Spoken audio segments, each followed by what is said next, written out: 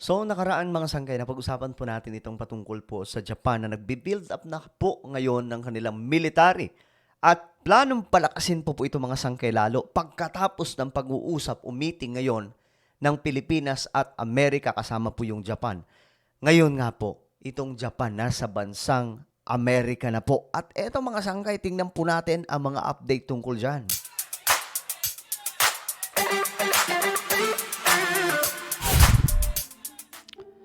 So, ang Japan ay kinakatakutan ngayon ng China mga sangkay dahil nga po sa planong military build-up na naman na gagawin.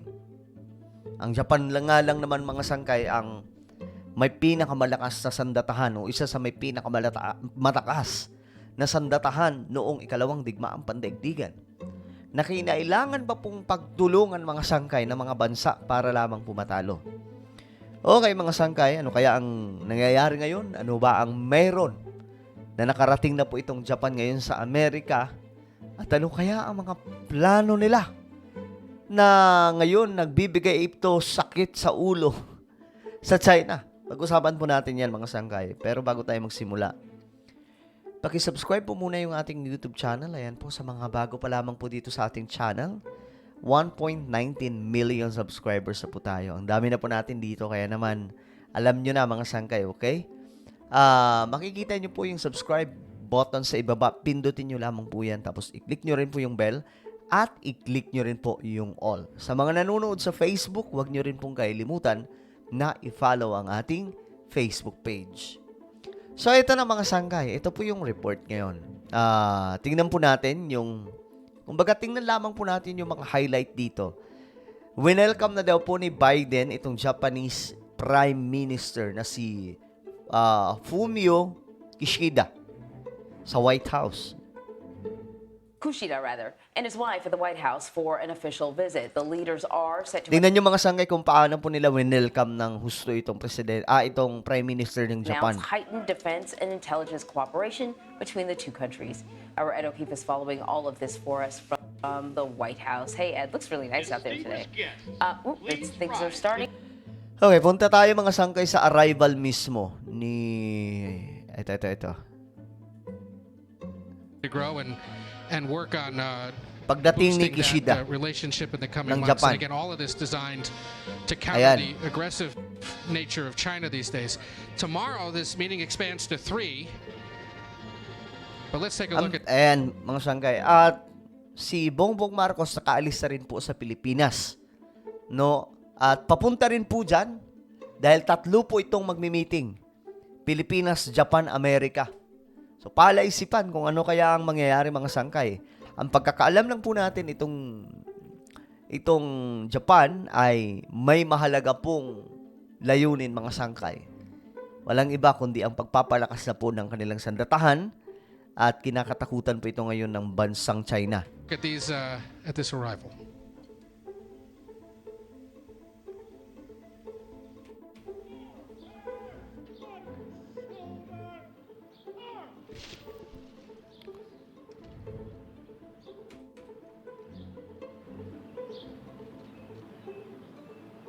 Okay, forward po natin mga sangkay.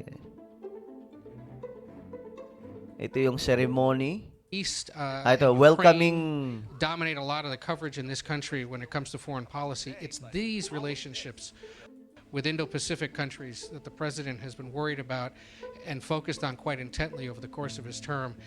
And these kinds of official visits by their leaders are designed to send that signal to those countries, send that signal across the Indo-Pacific, and especially to China to say, while you think about invading Taiwan, while you think about taking over much more of the Indo-Pacific region, or at least try to flex your muscle, don't forget that the United States is watching and working with your allies.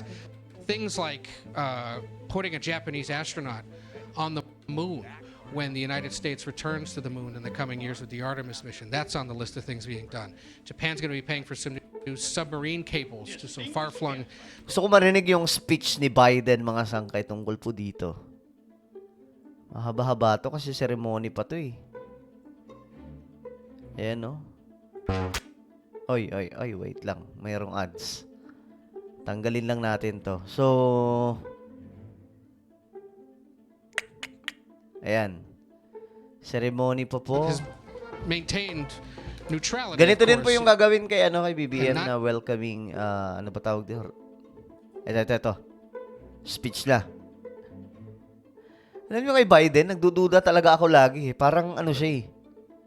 Alam niyo yung taong to, matanda na kasi. Kaya feeling ko mayroong nasa likod na lamang po nito na nag-uutos sa mga gagawin. Here comes my favorite part of the whole thing, guys. These guys performing now. This is the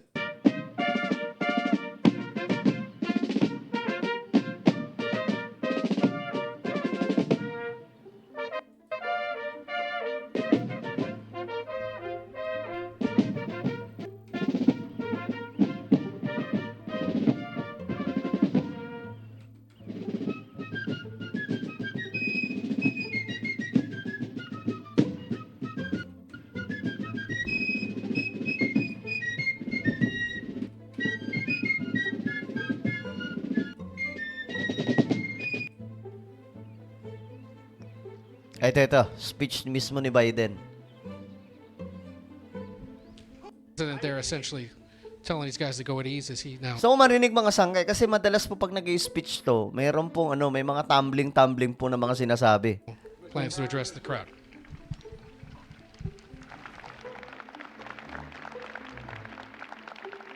Ms. Kushida, welcome. Welcome. On behalf of Jill and me, the Vice President and Second Gentleman, and all the American people, welcome to the White House.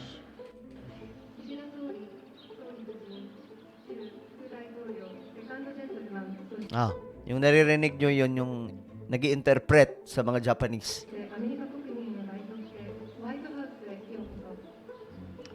64 years ago, our two nations signed a treaty of mutual cooperation and security.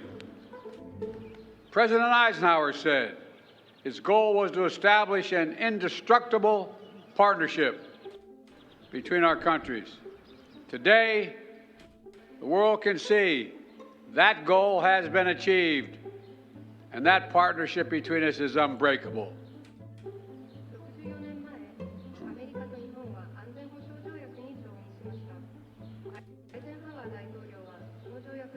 Medyo mahaba-haba pa pala ito mga sangkay kasi ang Japanese need pa nang nag-i-interpret eh. Hindi tulad sa mga Pinoy na hindi na kailangan yan mga sangkay. The alliance between Japan and the United States is the cornerstone of peace, security, prosperity in the Indo-Pacific and around the world. Ours is truly a global partnership. For that, Mr. Prime Minister Kishida, I thank you. Ano kaya nararamdaman ngayon ng China no? Ay, nako.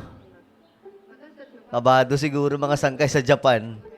May trauma pa yung mga yan sa Japan eh. The Prime Minister is a visionary and courageous leader. When Russia began its brutal invasion of Ukraine 2 years ago, he did not hesitate to condemn, sanction, and isolate Russia and provide billions in assistance to Ukraine.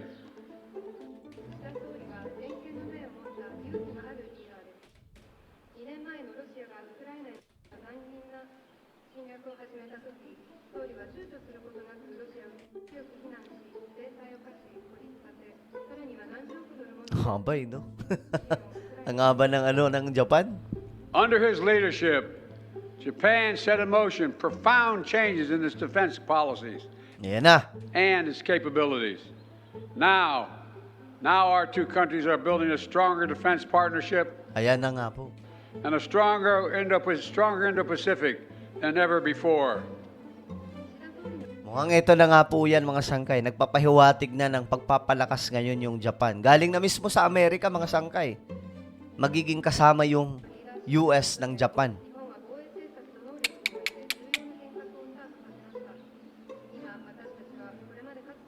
Kaya pala kinakabahan yung China mga sangkay, no? Ewan, narinig nyo ba mga sangkay yung sinabi? Eto na po. Kumbaga, mayroon pang ano dito mga sangkay. Siyempre, itatago na po nila yan, yung pinaka-word talaga ng pagpapalakas ng sandatahan ng Japan.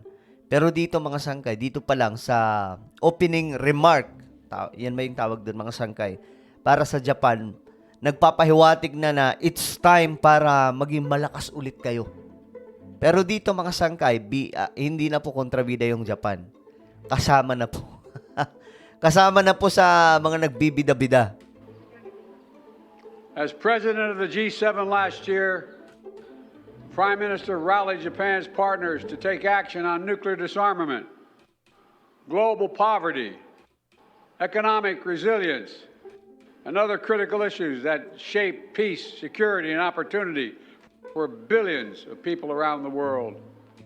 昨年は G7 の議長として岸田総理は核軍縮、世界的な貧困、経済的な弾力性、そして何十億人もの世界の人々の平和と Medyo mahaba no? Pagka nag-i-interpret yung Japan. 日本のパートナーに呼びかけました。 And last year, the Prime Minister took one of the boldest steps yet when he and President Yoon of the Republic of Korea decided to heal all wounds and start a new chapter of friendship. Our historic summit that I hosted at Camp David marked the start of an entirely new era, infused with hope, shared values, and focused relentlessly forward. Because these leaders know that the division that defined us in the past do not need to define us in the future. そして昨年 Okay. So last, mga sangkay, tingnan po natin. Baka 韓国のユン大 Baka mayroong pasabog dito sa si Biden tungkol po dito sa gagawin nila ng Japan. これまでで最も大きな一歩を踏み出したと Kasi I'm sure, inaabangan po ito ngayon ng China. 象徴となった対立は未来を象徴するものではないとしているからこそ、このキャンプデービッドでの歴史的なサミットは希望と共通の価値観と一致することなく未来を韓国で一致し、新しい時代の幕開けとなりました。 That has also been the story of Japan and the United States. Just a few generations ago, our two nations were blocked in a devastating conflict. It would have been easy to say we remain adversaries. Instead, we made a far better choice. We became the closest of friends. これはまた日本とアメリカの動きでもあり Okay. わずか数時代前までは日本とアメリカは差別的な最も Today, 強い日常を選んだのです。 Today, our economic relationship is one of the strongest and freedom shining across the globe. And the ties of friendship, family, connect the Japanese and American people as a source of joy, meaning. Okay. So, ayan, mga sangkay, no? Ewan ko kung ano ang ano dito. Ano ang magiging matinding usapan nila ng Japan. But I'm sure, no, mayroon po yan mga sangkay, sekretong pag-uusapan na ngayon, sigurado itong China and North Korea, malamang ay nagpaalat na ng kanilang mga intel. Tungkol po dyan, mga sangkay. Sigurado yan. Kasi ganun naman po talaga kapag may mga ganitong klaseng event. Kaya nga lang, isa lang po ang malinaw ngayon, mga sangkay. Malamang, kabadong-kabado ngayon yung China at North Korea. Dahil po dito sa Japan. Hindi po ito basta-basta. Biruin nyo. Sa mahabang panahon na nahimik po yung kanilang militar, pero nasa top 7 pa rin po. Sa may pinakamalakas na military sa buong mundo. How much more ngayon mga sangkay na pag nag-thumbs up na po yung Western or United Nations na okay na, magpalakas na kayo. Nako, delikado dito yung China. So ano po ang inyong opinion mga sangkay tungkol po dito? I-comment nyo po sa ibaba ang inyong mga saloobin. Meron po akong isang YouTube channel, Sangkay Revelation, okay? Hanapin nyo po ito sa YouTube. Kapag nakita nyo na click the subscribe, click the bell, and click all. Ako na po yung magpapaalam. Mag-iingat po ang lahat. God bless everyone.